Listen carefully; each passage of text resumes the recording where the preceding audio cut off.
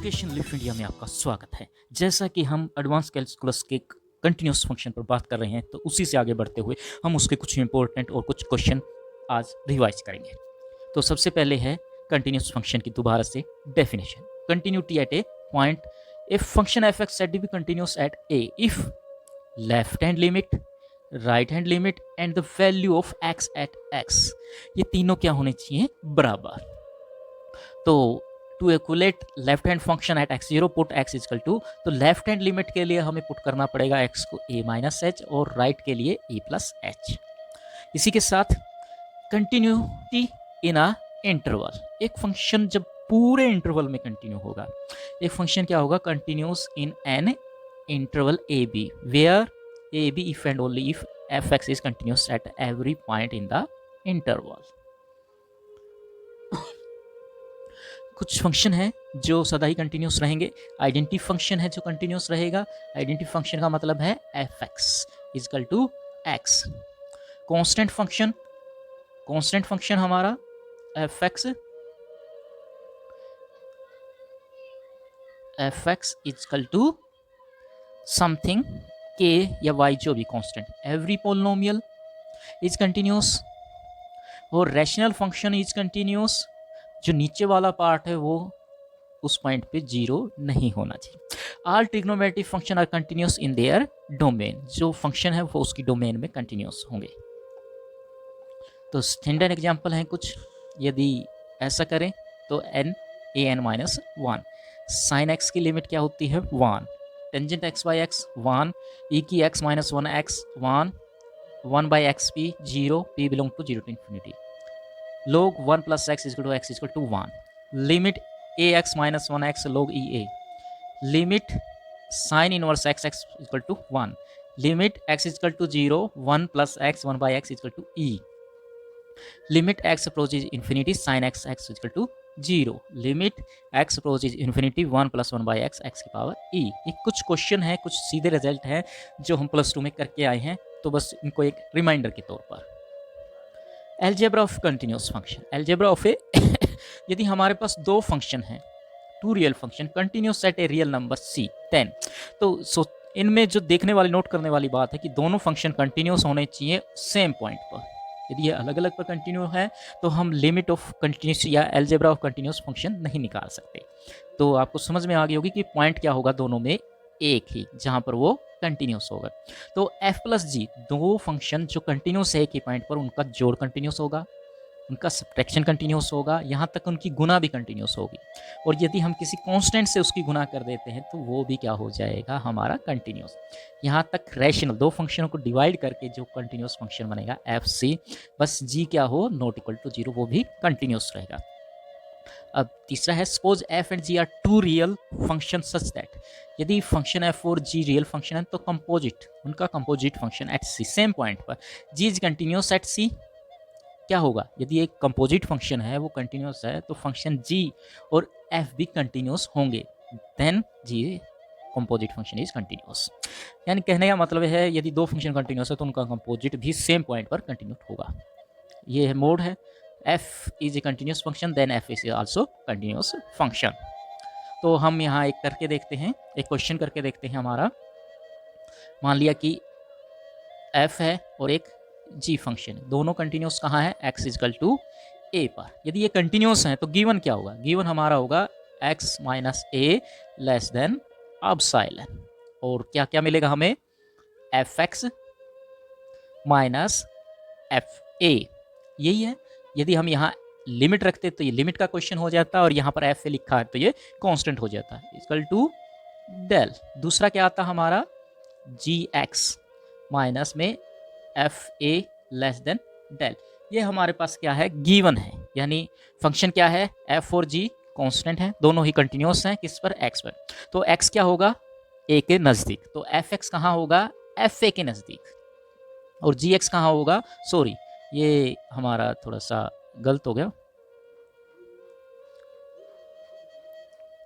ये थोड़ा सा गलत हो गया। तो यहाँ पर क्या आएगा हमारा? जी ए। ठीक है, इस तरह से हमारी दो कंडीशन होगी। अब हम जो गिवन था, अब हमें प्रूव क्या करना? हमें प्रूव करना है कि एफ एक्स प्लस जी एक्स, और दूसरा क्या आएगा माइनस में एफ ए प्लस जी ए।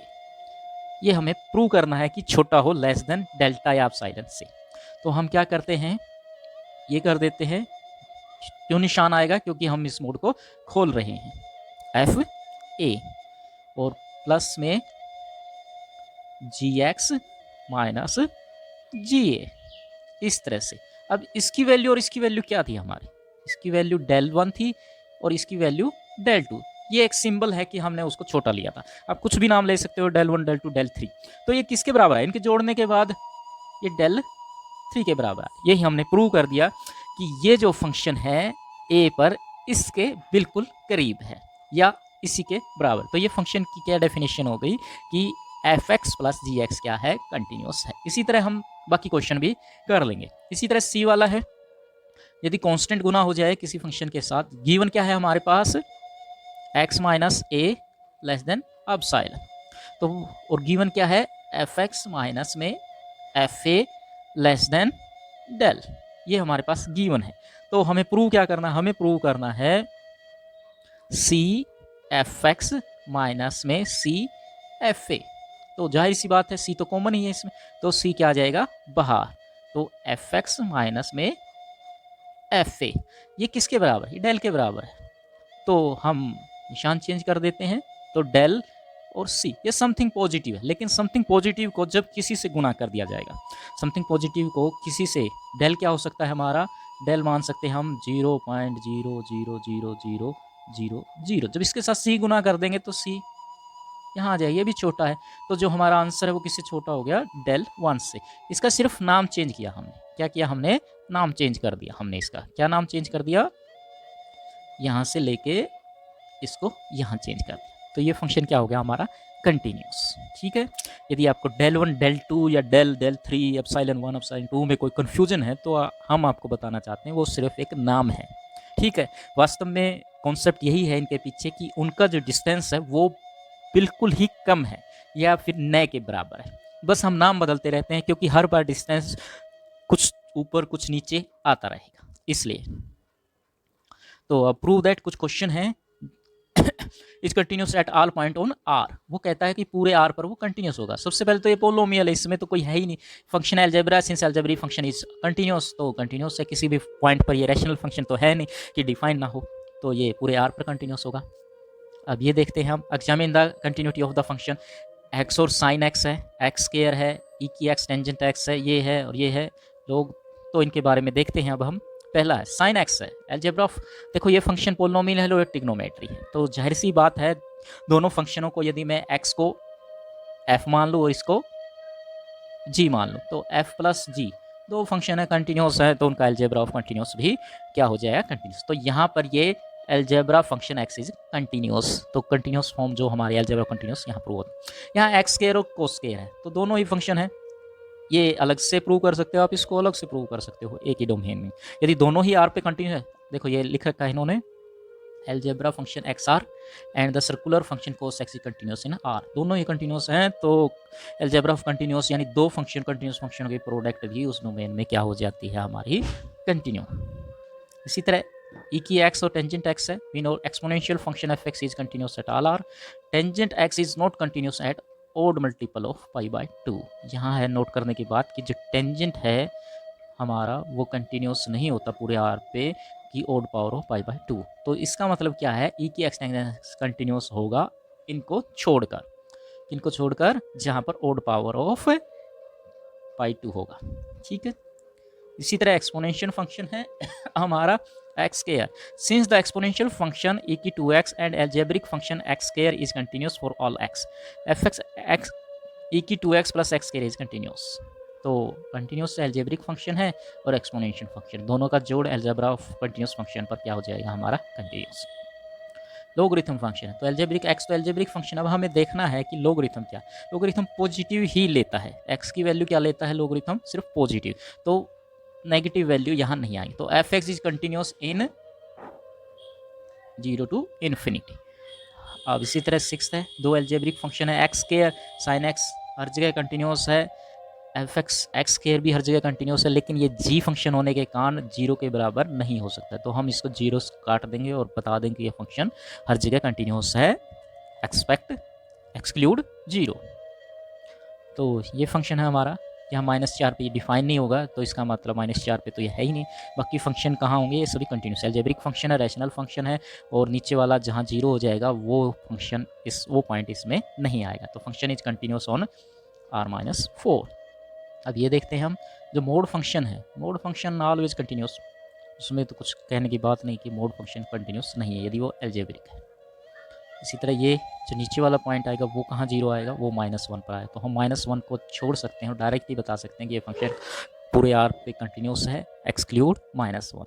कोट एक्स और टेंजेंट एक्स कहाँ नहीं आता, मल्टीपल ऑफ ओड पाई 2 पर, तो कोट एक्स और tangent x is not continuous in 2 पाई और पाई 2। तो यहाँ पर हम क्या करेंगे कि फंक्शन कंटिन्यूस नहीं होगा n पाई पर, यानी दोनों का जो कॉमन है। Find the point of discontinuity, तो find the point of discontinuity है, ये हमारे पास 3 क्वेश्चन है, तो देखते हैं कैसे। 4x + 5 4x - 5, तो जाहिर सी बात है इस क्वेश्चन को देखते ही पता लगता है कि ये 3 से आगे भी कंटिन्यूस है और 3 से नीचे, क्योंकि अलजेब्रिक फंक्शन है। अब क्वेश्चन है कि ये 3 पे क्या होगा, देखने से पता लगता है। दूसरा क्वेश्चन पे हम देखते हैं कि ये अलजेब्रिक है, 2 पे कंटिन्यूस है, ये x का 2 पे है, लेकिन दोनों फंक्शन 2 पे मिलते हैं, तो यहाँ पर क्वेश्चन आता है कि 2 पे ये कैसा बिहेव करता है, कंटिन्यू या नहीं। x3 - 3 x² - 1, ये 2 पे कंटिन्यूस है नेगेटिव वैल्यू पर, ये 2 से ज़्यादा वैल्यू पर कंटिन्यूस है, तो यहाँ भी क्वेश्चन आ गया कि ये 2 पे कंटिन्यूस बिहेव करेगा या नहीं करेगा।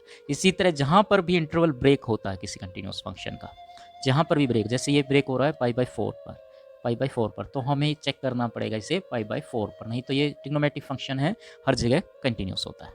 तो देखते हैं, तो हम पहला 3 के लिए किया था, तो 3 पे लिमिट चेक करते हैं सबसे पहले। तो 3 पे लिमिट नेगेटिव 3 से छोटा कौन सा है, ये वाला फंक्शन, तो हम इसको सोल्व करते हैं, तो ये आएगा 17 वैल्यू आएगा। पॉजिटिव, तो पॉजिटिव कौन सा, 3 से ज़्यादा x की वैल्यू कहाँ है, वो यहाँ है, तो ये फंक्शन हम यूज करेंगे। लिमिट 4x - 5, 12 में से 5 गए 7, तो 7 और 17, तो लिमिट डज नॉट एग्जिस्ट, तो इसका मतलब ये फंक्शन क्या है, इज नॉट कंटिन्यूस। ये फर्स्ट काइंड की डिसकंटिन्यूटी आ गई। कौन सी आ गई, फर्स्ट काइंड की, फर्स्ट काइंड या जंप। दूसरा क्वेश्चन हम 2 पर चेक करेंगे, तो नेगेटिव, तो x कहाँ छोटा है, यहाँ है, तो इस फंक्शन को लेंगे x² को, तो 4 आ गया। अब right hand side positive value के लिए लेते हैं, तो यहाँ पर कौन सा फंक्शन है, 2 से बड़ा, तो x की वैल्यू यहाँ 2 से बड़ी ली गई है, तो इसको लेंगे, तो ये वैल्यू 5 आ गई। अब तो फंक्शन की वैल्यू भी 2 पर आनी चाहिए, तो बराबर कहाँ है, वो भी इसी फंक्शन है बराबर, तो यही लेते हैं, तो 2 रखने पर क्या आ गई, 5, तो तीनों वैल्यू क्या आ गई हमारी बराबर, left hand side, right hand side और फंक्शन की उस पॉइंट पे वैल्यू, तो ये फंक्शन क्या हो गया, कंटिन्यूस। फोर्थ है ये sin x π/4 पे चेक करेंगे, तो π/4 प्लस, तो ज़्यादा यहाँ है तो ये फंक्शन लेंगे, cos x इसकी वैल्यू आ गई √2। अब लेफ्ट हैंड साइड नेगेटिव, तो यहाँ है छोटा, तो ये फंक्शन लेंगे sin x, वैल्यू रख देंगे √2। अब करेंगे इक्वल भी यही है, तो ये फंक्शन लेंगे, तो π/4 √2, तीनों ही वैल्यू बराबर है, तो फंक्शन क्या हो गया, तीनों वैल्यू बराबर आने से कंटिन्यूस। तो समझ में आ गया होगा, ये ग्राफ है जिसमें हमें बताना कि कौन सा फंक्शन किस तरह का। देखिए ये फंक्शन यहाँ से स्टार्ट हुआ और फिर यहाँ पे चला, तो x नोट पे क्या आ गया, इसने यहाँ से लेके यहाँ तक का क्या कर दिया, जंप, ये जंप कर दिया, तो ये जंप काइंड की डिसकंटिन्यूटी है। ये फंक्शन कंटिन्यूस है, कहीं भी इसमें ब्रेक नहीं है, तो ये सीधा ही कंटिन्यूस है। ये क्या है, ये हमारा इनफाइनाइट कंटिन्यूस फंक्शन है। इनफाइनाइट जो सी पार्ट है वो कैसा है, इनफाइनाइट, क्योंकि ये इस पॉइंट पर इधर इन्फिनिटी चला गया और ये इधर इन्फिनिटी चला गया, तो ये डी पोर्शन कौन सा है, वो भी जंप काइंड की डिसकंटिन्यूटी है, यहाँ से लेके यहाँ तक, तो इसने यहाँ से यहाँ तक का जंप मारा है, तो कहाँ से कहाँ तक का जंप मारा है, यहाँ से यहाँ तक का, तो ये जंप काइंड, तो इसमें सिर्फ एक ही फंक्शन ग्राफ कौन सा है कंटिन्यूस, वो है बी। अब और क्वेश्चन देखते हैं, तो function f x² - 1 x³ - 1 is not defined at x = 1, what is the value must have given f1 in order to make the function continuous। इस तरह के जो क्वेश्चन होते हैं जिनमें रैशनलाइजेशन फंक्शन होता है और वो उस पर 0 हो जाता है, तो ये रिमूवेबल काइंड की डिसकंटिन्यूटी को दिखाते हैं। तो देखते हैं हम, तो फंक्शन क्या है, नॉट डिफाइन। एक्स पर क्या है, फंक्शन नॉट डिफाइन, लेकिन लिमिट, फंक्शन उस पॉइंट पर डिफाइन है लेकिन लिमिट उसकी क्या आई, 2/3। तो लिमिट तो एग्जिस्ट करती, तो मेक ए फंक्शन कंटिन्यूस। तो कंटिन्यूस करने के लिए हमें मानना पड़ेगा कि फंक्शन की f1 पर वैल्यू क्या है, 2/3 extra, 2/3। Find the constant b that make g continuous on -∞ to infinity g x. तो यहाँ पर सीधी सी बात है कि दोनों फंक्शन क्या है, कंटिन्यूस दे रखे हैं। यदि इनकी लेफ्ट हैंड लिमिट और राइट हैंड लिमिट यदि बराबर आ जाती है तो फंक्शन क्या हो जाएगा हमारा, कंटिन्यूस। तो गिवन फंक्शन है तो लिमिट 4 से छोटी कहाँ है, इस फंक्शन में, तो हम उसकी वैल्यू रख देंगे। तो क्या आएगी, 16 - 20 के। पॉजिटिव के लिए ये है हमारा पॉजिटिव, 4 से वैल्यू पॉजिटिव यहाँ है एक्स की, तो यहाँ लेंगे हम, तो 4b - 20। तो अब क्या आएगा, since g x is continuous on infinity, limit g x, limit 4x और g4, तो सभी बराबर होनी चाहिए, कंटिन्यूस हैं, तो सबको हम बराबर कर देते हैं। तो यहाँ से इक्वेशन क्वाड्रिक बन गई, क्वाड्रिक बनने से वो क्या आ गई, स्क्वायर में, तो b की वैल्यू -2। तो इस तरह से हमारा काम होगा। अब कुछ क्वेश्चन और हैं जिसमें हमें बताना है कि फंक्शन एक्स नॉट पर discontinuity at removable, if discontinuity is removable, find a function g that agree with f or x note and is continuous on r। तो ये फंक्शन x नोट पे, तो ये डिफाइन ही नहीं हो रहा, डिफाइन नहीं हो रहा, तो ये जाहिर सी बात है रिमूवेबल टाइप की है। किस टाइप की है, रिमूवेबल टाइप की डिसकंटिन्यूटी है। इसी तरह इसमें देखेंगे तो यहाँ भी ये नहीं हो रहा, तो ये भी रिमूवेबल काइंड की डिसकंटिन्यूटी है। तो इसको शुरू करते हैं। तो लेफ्ट हैंड लिमिट और right hand limit, sorry right hand limit में आएगा यहाँ पर क्या आएगा हमारा, पॉजिटिव।